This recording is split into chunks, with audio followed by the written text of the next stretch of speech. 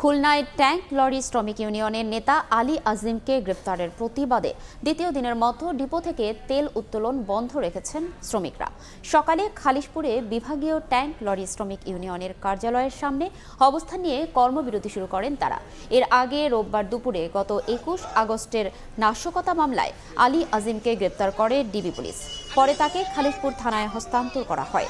এরপর থেকে পদ্মা, মেঘনা, যমুনা তিনটি তেল ডিপো থেকে জ্বালানি তেল উত্তোলন ও পরিবহন বন্ধ হয়ে যায়।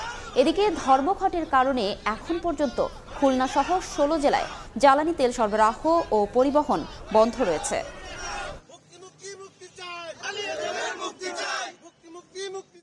আমাদের কর্মবিরতির মূল উদ্দেশ্য হচ্ছে আলী আজিম ভাইয়ের নামে মিথ্যা মামলা প্রত্যাহার এবং অবিলম্বে আজকের ভিতরে তার মুক্তি চাই। এই শেখ হাসিনার কিছু প্রেতাত্মা এই প্রশাসনের মধ্যে এখনো গাপটি মারে আছে, যারা এইটাকে ঘোলাটে করার জন্য, তেল সেক্টরকে ঘোলাটে করার জন্য এখানে এসে এরকম একটা হামলা করছে এবং আমাদের নেতৃবৃন্দ সহ আমাদের অনেক লোককে তারা জখম করছে।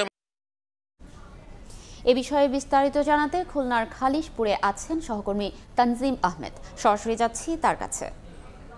ট্যাঙ্ক লরি শ্রমিক ইউনিয়নের সাধারণ সম্পাদক আলী আজিমের জামিন নামঞ্জুর করে কারাগারে পাঠানোর নির্দেশ দিয়েছেন আদালত।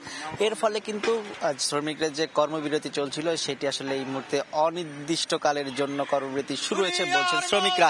এখানে যারা শ্রমিকরা রয়েছেন তাদের সাথে আমরা কথা বলেছি। এই যে কার্যালয়ের সামনে, ট্যাঙ্ক লরি শ্রমিক কার্যালয়ের সামনে, সেখানে জড়ো হয়ে আসলে গতকাল থেকেই শ্রমিকরা ছিলেন। সকাল থেকেও তারা বিক্ষোভ করেছেন, তারা অবস্থান কর্মসূচি পালন করছেন এবং যারা সমিতির নেতারা রয়েছেন তারা কিন্তু আমরা যতটুকু খবর পেয়েছি জেলা প্রশাসকের কার্যালয়ে গিয়েছেন, তারা সকাল থেকে আদালতেও ছিলেন।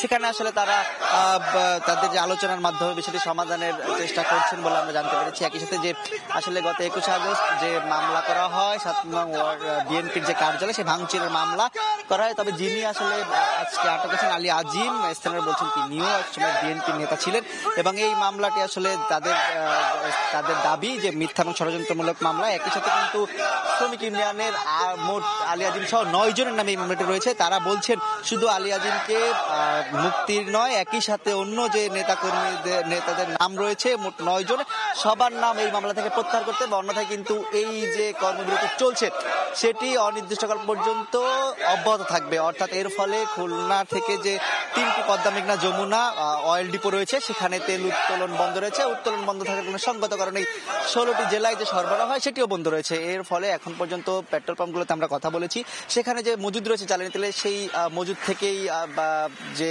সব যানবাহন রয়েছে সেই যানবাহনগুলোতে তেলের সরবরাহ, তেলের যে যানবাহনগুলোতে সেগুলো তেল দেওয়া হচ্ছে।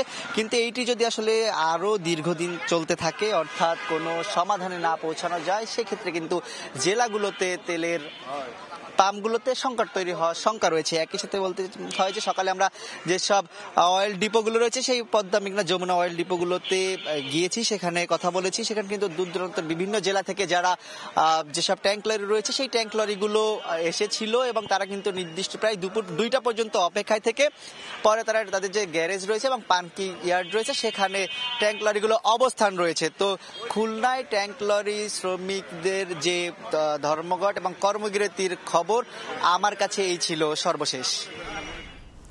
সরাসরি যুক্ত ছিলাম খুলনার খালিশপুরে।